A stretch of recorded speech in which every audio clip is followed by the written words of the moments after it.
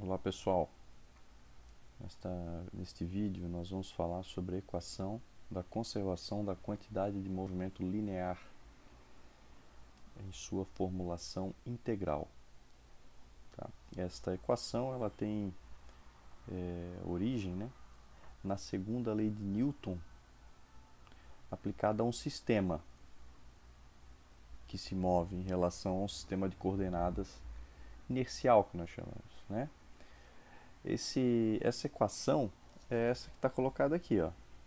A força resultante sobre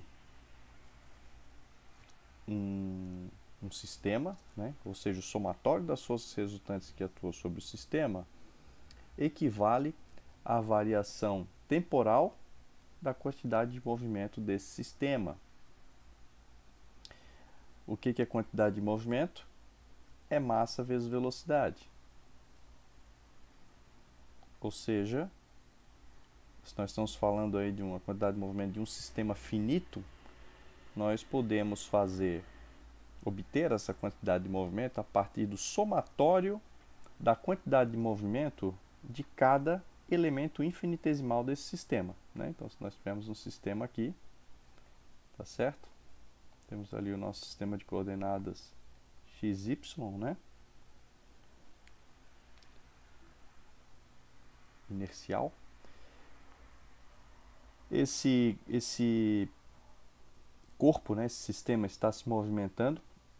Nós podemos pegar aqui um elemento infinitesimal dm, que vai ter uma determinada velocidade. Eu posso calcular a quantidade de movimento de todo o meu sistema, como sendo a integral da quantidade de movimento de cada massinha infinitesimal, tá certo?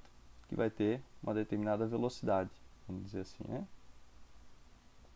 Ou podemos escrever como sendo, em função do volume também, ρdv, tá? De forma genérica. Gente, essa expressão aqui, ela tem origem, só para a gente fechar esse raciocínio, naquela expressão lá, força igual a massa vezes aceleração, Na verdade é a mesma coisa, isso aqui, Somatório das forças externas, vocês já podem ter visto essa expressão escrita de outra forma, é igual a massa vezes a aceleração. Claro, porque se quantidade de movimento é massa vezes velocidade, nós podemos escrever, eu vou partir disso daqui agora, Então vamos dar uma limpada aqui. Partindo disso daqui agora, vamos substituir ali, ó. O que nós vamos ter? Nós vamos ter que ddt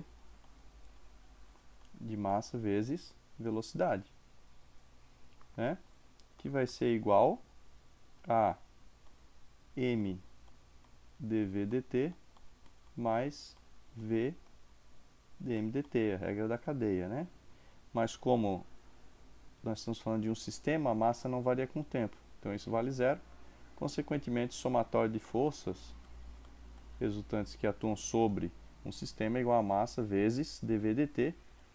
Isso aqui, nós sabemos que é a aceleração do sistema, tá? Então, só para fazer esse paralelo e vocês lembrarem dessa expressão como uma expressão para a segunda lei de Newton do sistema, tá? Então, dito isso, gente, a gente pode passar agora para a conversão da abordagem de sistema para a abordagem de volume de controle. Então, nós vamos ter o teorema de transporte de Reynolds, que vai ser aplicado, e está aqui o teorema de transporte de Reynolds. Então, a vantagem de ter obtido o teorema de transporte de Reynolds é que agora nós não precisamos mais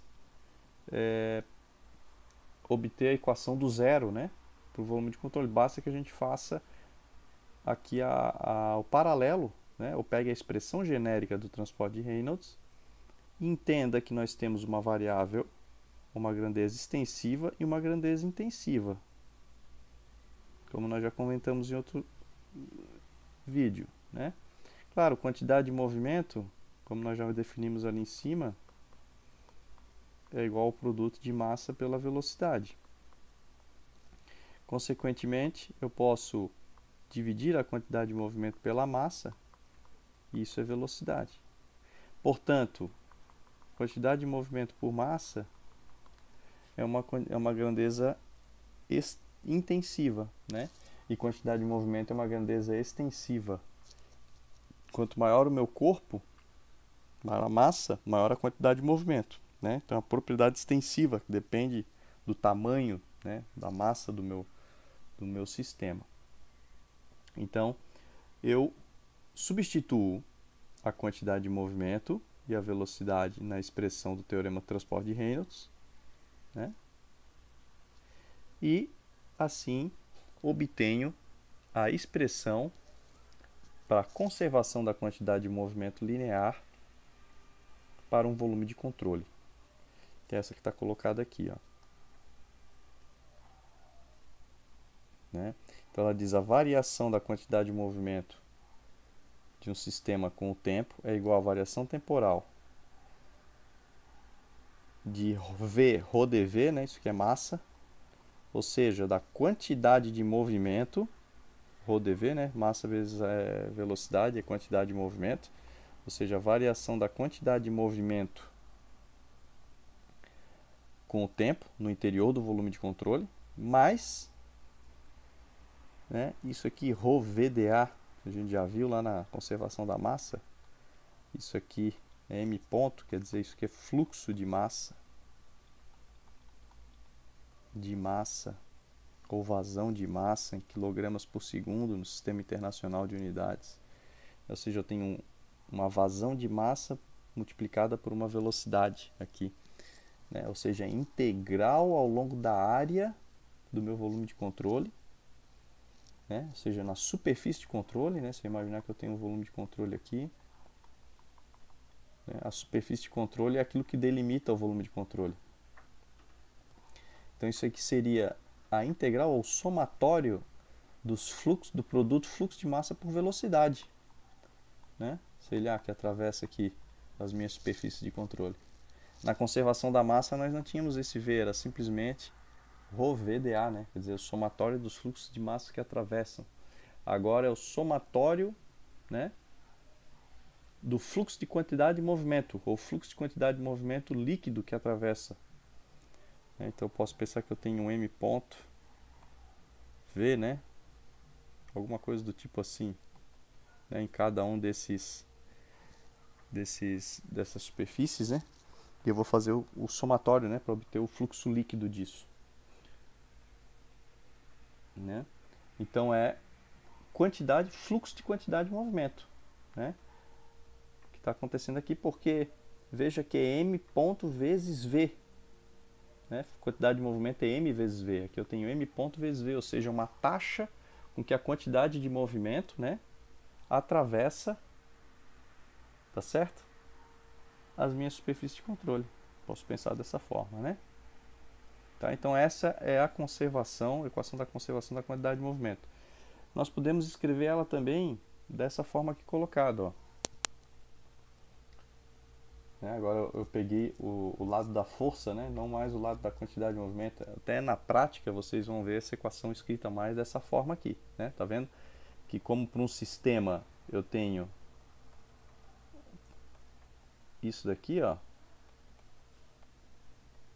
Então o que eu fiz foi substituir esse termo aqui, que estava na relação anterior, pelo termo de força, né? Então agora a minha equação ficou que a força resultante externa que atua sobre um sistema, veja que eu botei sublinhado, ou seja, a força que atua sobre o sistema, é igual, né, às forças, aqui eu só dividi em dois tipos, que são as forças de superfície e forças de corpo,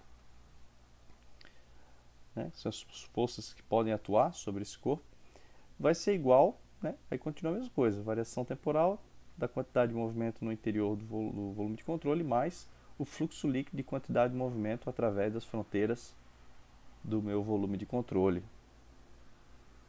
Tá certo? Onde, então, essa primeira força de superfície, a gente já sabe que elas podem ser por atrito ou por pressão, né? Quer dizer, forças devido à tensão de cisalhamento, forças associadas à tensão normal. E essa aqui seriam forças de corpo ou forças de campo, como a gravidade, uma força de campo elétrico, uma força de campo magnético. Então a interpretação física eu já falei um pouco, né, mas agora ela está escrita aqui. Então eu tenho que a soma de todas as forças que atuam sobre o volume de controle, veja, sobre o volume de controle, gente. Então as forças que estão ali descritas são as que atuam sobre o volume de controle, externas ao volume de controle, né? Não submetido à aceleração corresponde à soma da taxa de variação da quantidade de movimento no interior do volume de controle, que é esse termo aqui, né? Ou seja, se eu tiver um determinado volume de controle em que eu estiver acumulando quantidade de movimento no interior dele, né? Ou seja, eu estou acumulando, ou se eu estou esvaziando o produto massa vezes velocidade, se eu estou alterando esse produto, né? Massa vezes velocidade no interior do volume de controle, eu estou afetando ou estou variando a quantidade de movimento ao longo do tempo, né? Então, essa interpretação é a seguinte: a soma de todas as forças que atuam sobre o volume de controle corresponde à taxa da variação da quantidade de movimento ao longo do volume de controle com o fluxo líquido de quantidade de movimento através das fronteiras. Se o meu problema estiver em regime permanente, como a gente fala regime permanente, nada varia com o tempo. Isso aqui vai ser nulo. Eu vou ter que a variação, ou que a força resultante externa que atua sobre um volume de controle, vai ser simplesmente dada pela variação da quantidade de movimento, ou pelo fluxo líquido, desculpa, né, de quantidade de movimento que atua ao longo de toda a minha fronteira do volume de controle. Tá certo? Justamente, é isso aí. Então, eu posso, por exemplo, ter interesse em calcular qual que é a força necessária para sustentar um suporte, né, que recebe um jato d'água. Esse até é um problema que depois vai ser resolvido aí, né? Se tiver um suporte,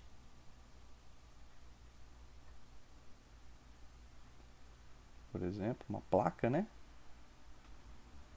que está recebendo um jato d'água.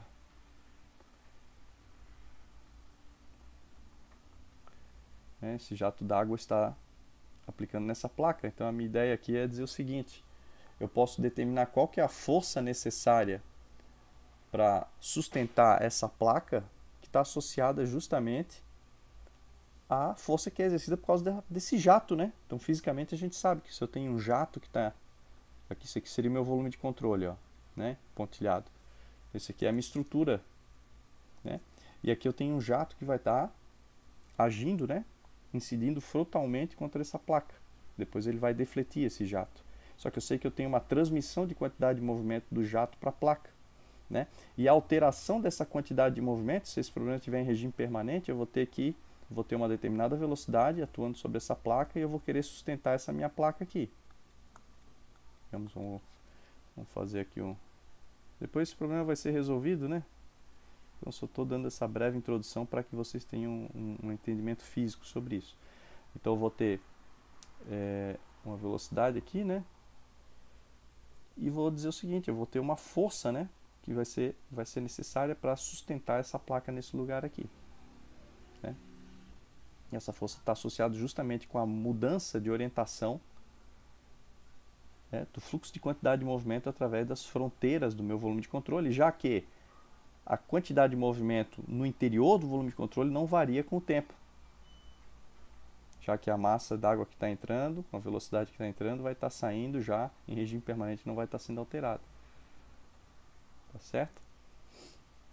Então, eu poderia calcular essa força, por exemplo, na direção horizontal, necessária para sustentar essa placa nessa posição, né? Então, um problema típico de aplicação da equação da quantidade de movimento linear em sua formulação integral é o cálculo de uma força em uma estrutura, que é muito comum em problemas de mecânica dos fluidos. Aqui, ó, ainda nessa linha, né, destacando alguns aspectos importantes da aplicação dessa equação. Quando nós estivermos diante de um problema, aqui é um problema também, no caso aqui, para exemplificar, o escoamento no interior de uma tubulação. Né? E essa tubulação está tendo uma curva aqui, seria um cotovelo de 90 graus. E a água, digamos, está escoando aqui dentro, está tendo mudança de seção transversal, ou seja, está funilando. Tá? E eu tenho a saída no ponto 2. Então eu tenho aqui uma região de entrada e aqui de saída. Aqui nesse ponto 1 está sendo demarcado aqui esse desenho. Isso aqui é um símbolo para representar que existe uma conexão.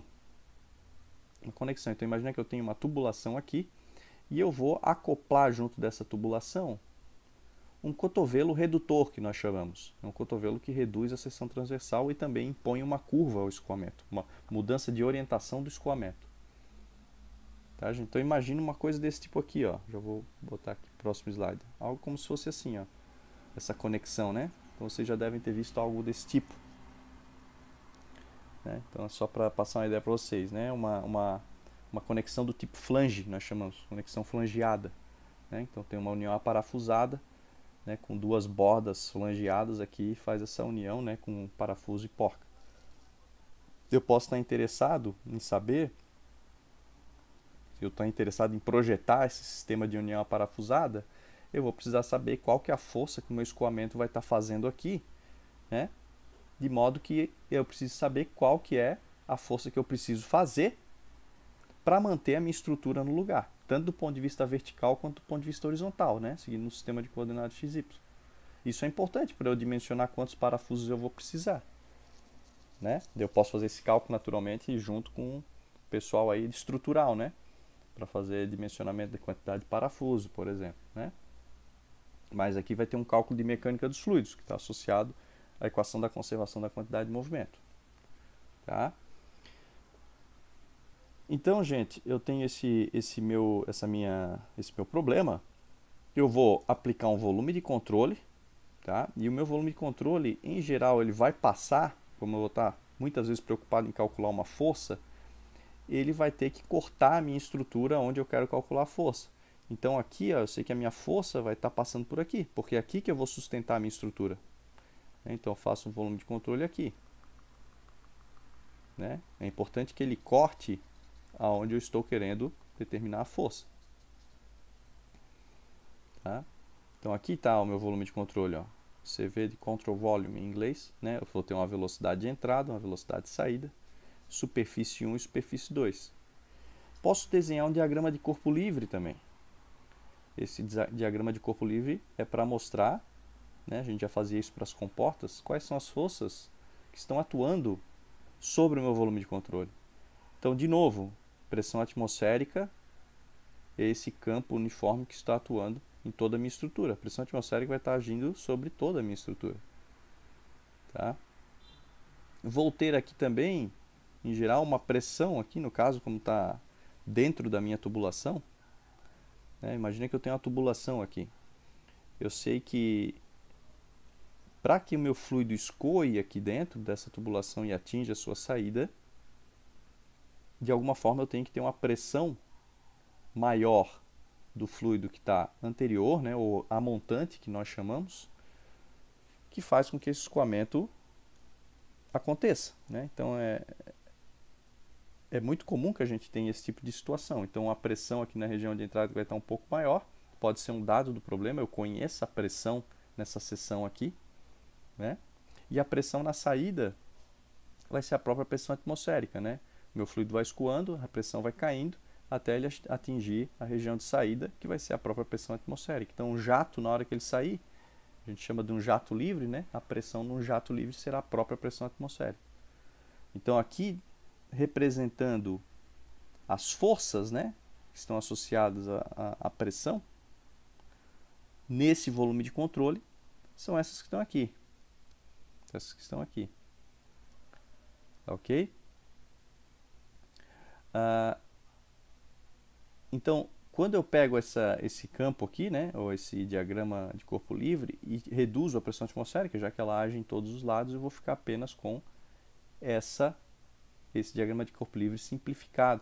Veja que eu não falei aqui, mas eu tenho o peso da estrutura, né, que é uma força de corpo, o peso de tudo que está dentro desse volume de controle, ou seja, seria o peso da estrutura mecânica da tubulação, mais o peso do fluido que está aqui dentro, mais o peso do ar que está aqui, né, que geralmente vai ser muito pequeno, mas seria isso, seria o peso, né, de tudo que está dentro desse volume de controle.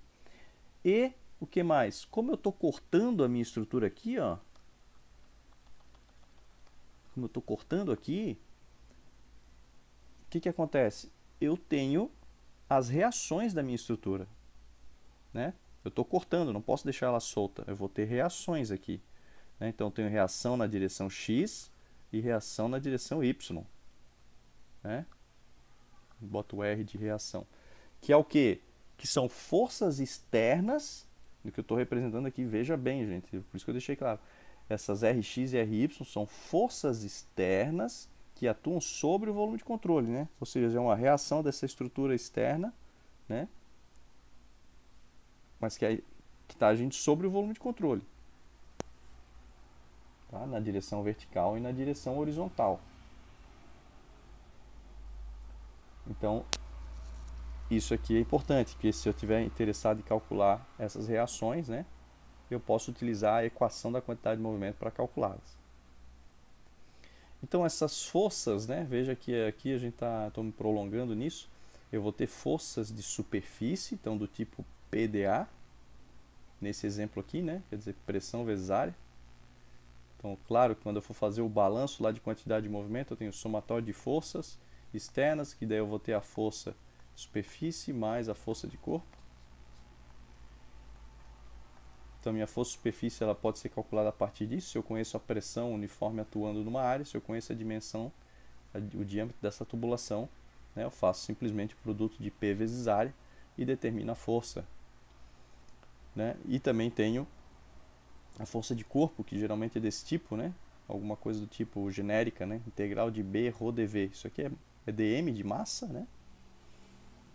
E B, por exemplo, no caso da gravidade, né? Da força de gravitacional, é um vetor aceleração, por exemplo, né?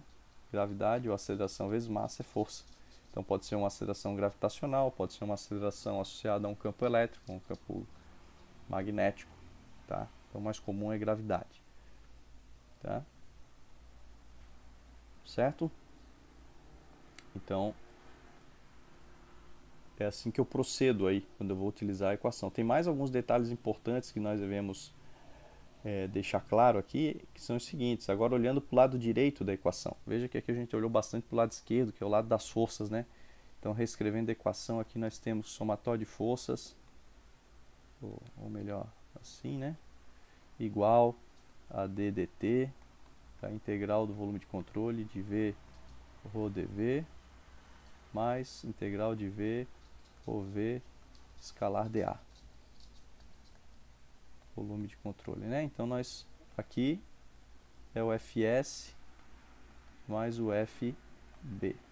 Nós acabamos de falar, né? Isso aqui pode ter origem associada à pressão, ao cisalhamento, né? E isso aqui, força de corpo, né? Mas claro, as forças de reação aqui sobre a estrutura, né? Ou sobre o meu volume de controle também vão aparecer aqui, né?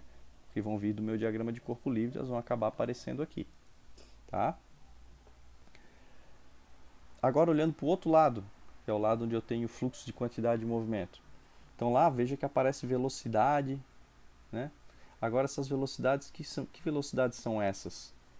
Né? Então ela vai aparecer ddt, da integral no volume de controle, de ρ v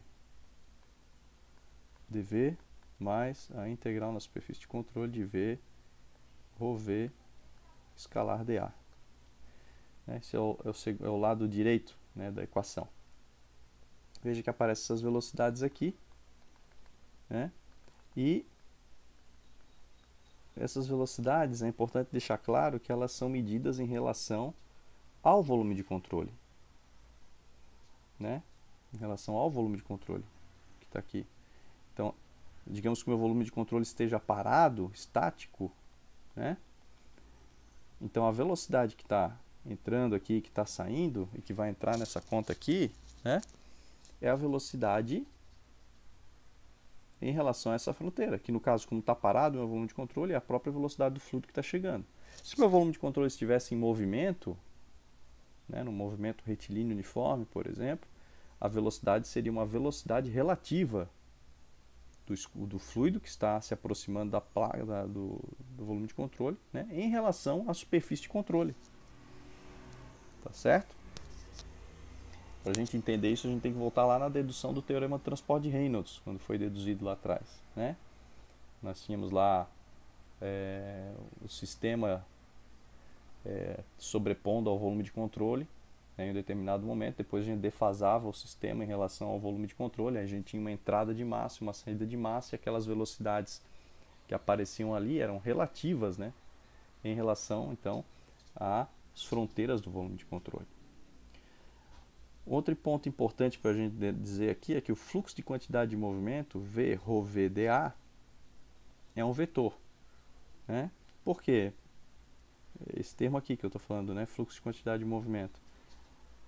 Produto escalar de velocidade com área, né? Como o nome já diz, produto escalar dá um escalar. E daí eu vou estar multiplicando isso por um vetor velocidade, então eu vou ter um vetor. Ou seja, isso aqui já me dá, eu digo isso porque isso aqui já me dá uma noção de que a equação é uma equação vetorial, equação da quantidade de movimento. Tá? Um outro aspecto importante que nós devemos destacar aqui é que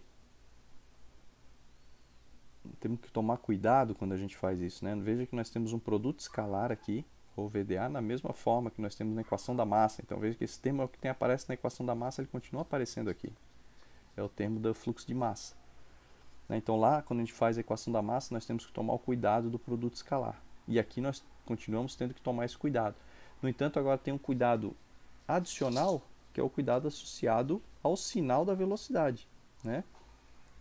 Tá certo? Se essa velocidade está apontando para que direção do meu sistema de coordenadas. Então, mais do que nunca, quando eu vou resolver um problema que envolve a aplicação da equação da quantidade de movimento, eu preciso estabelecer um sistema de coordenadas.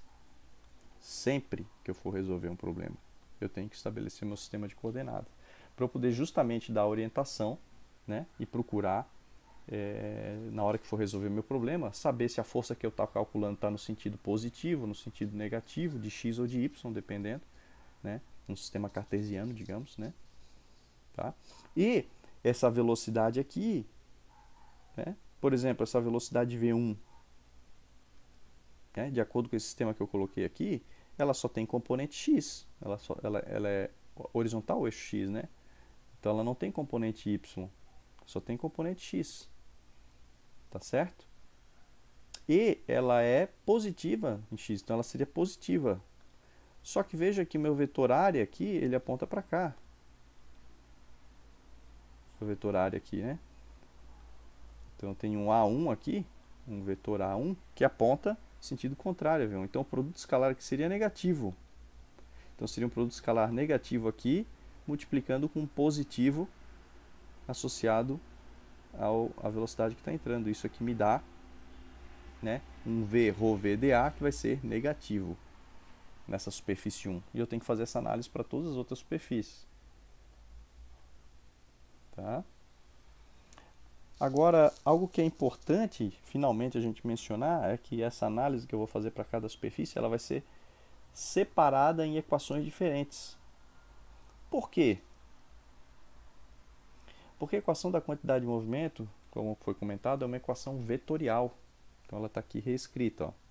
Se ela é vetorial, eu posso escrever ela nas três componentes de um sistema cartesiano. Se eu estiver falando de um sistema cartesiano, poderia escrever em sistema de coordenadas cilíndricas, sistema de coordenadas esférico. Depende qual que é, né, naturalmente que a adoção do sistema de coordenadas vai depender muito da geometria do meu problema, né? Vai me facilitar utilizar um sistema ou outro. Então, em geral, problemas aí que a gente vai ver vão ser sistema de coordenada cartesiano. Então, eu vou ter aqui a minha força na direção x, a componente x, y e z da equação da quantidade de movimento. Então, direção x, a força resultante externa que atua na direção x sobre o meu volume de controle é igual à soma das forças externas de superfície e de corpo na direção x, ambas na direção x, que é igual a variação temporal da componente x da quantidade de movimento no interior do volume de controle, né? Então veja que é U, que é a componente x, né? dm, mais o fluxo de quantidade líquido na direção x, que atravessa as fronteiras do volume de controle. Então veja que esse ρVdA aqui, gente, é m ponto. Veja que aqui era V e V, ó. Tá? Só que esse V aqui, embora agora eu esteja desmembrando em componentes, ele se mantém o V vetor aqui. Porque isso aqui é fluxo de massa. Né? Um fluxo de massa que transporta uma componente U de velocidade na fronteira, nas fronteiras, né, do meu volume de controle. Aqui eu tenho um fluxo de massa, agora na direção V. Posso escrever a mesma equação, ó. Força resultante na direção Y, ou força somatório das forças externas que atuam na direção Y no meu volume de controle, é igual, então, a força de superfície externa na direção Y, mais a força de corpo na direção Y, que é igual à variação temporal de quantidade de movimento. Variação temporal da quantidade de movimento na direção Y, no interior do meu volume de controle, mais o fluxo líquido de quantidade de movimento que atravessa a minha fronteira do volume de controle na direção Y. Né? Ou seja, eu vou ter um fluxo de massa que vai estar atravessando as minhas fronteiras do volume de controle com uma determinada velocidade, né? Ou transportando uma componente de velocidade V. E a mesma coisa para W, né? Ou seja, na direção Z. Ok? Claro que se o meu escoamento, né? Eu estou aqui analisando a Fx, né? Então eu tenho aqui meu volume de controle, digamos, né? Então eu tenho uma entrada, por exemplo, aqui, né? Então aqui, digamos, meu sistema de coordenadas XY. Tem aqui uma entrada, né? Claro que daí esse termo aqui, ó, estou com uma velocidade aqui, né? Se essa velocidade aqui ela está paralela, né? A componente aqui é totalmente paralela à direção x, eu vou escrever a integral aqui, eu vou estar, por exemplo, querendo escrever na minha face 1 aqui, eu vou ter um ρVA, e a própria componente U vai ser esse próprio vetor aqui, porque ele só tem componente x aqui. Né? Só tem componente x. Tá certo? Agora, digamos que eu tenho uma saída aqui, ó, né? Então aqui eu tenho um V1, aqui eu tenho um V2. Tá certo? Se eu estiver escrevendo a equação da quantidade de movimento na direção x, né? Veja que essa minha integral da superfície de controle, ela só vai ter o termo associado à área 1. A área 1. Por quê? Porque na área 2, gente, que é o que está saindo aqui, ó, veja que eu só tenho componente na direção V. Né? Digamos que está saindo aqui completamente perpendicular à minha área 2 aqui, né? E está perfeitamente alinhado, né, com a direção Y. Então eu teria, né, essa integral na direção x, vamos fazer aqui, né? Então vai ser a integral de superfície de controle, digamos que seja regime permanente, então o primeiro termo eu já tirei, de U, ρ, V, escalar dA. Deixa eu apagar aqui isso aqui. Né? Só que, o que é essa integral na superfície de controle? Vamos para cá. É o somatório sobre todas, né? Então eu tenho 1 aqui, 2, tenho 3 e tenho 4. 3 e 4 não tem passando nada, então vai ser 1 e 2. Então na 1 tu vai ter a integral na superfície de controle 1 de V1, que vai ser o próprio, né? Rho V1 dA, né? Mais na superfície de controle 2, o que você tem? Você tem 0, né? Porque não tem nenhuma velocidade na direção x. Então seria 0 ρ V1dA, né? Ou seja, esse termo aqui não vai existir, só vou ter esse termo aqui, né? Se eu for olhar agora a equação na direção y, inverte, não tem esse primeiro termo, só tenho esse termo saindo, tá? Claro que eu posso ter ângulos aqui, isso comenta inclinado, daí eu vou ter que ver qual que é a orientação do meu sistema de coordenadas e como é que eu vou fazer meu volume de controle para sempre tentar facilitar a manipulação matemática da minha equação, né?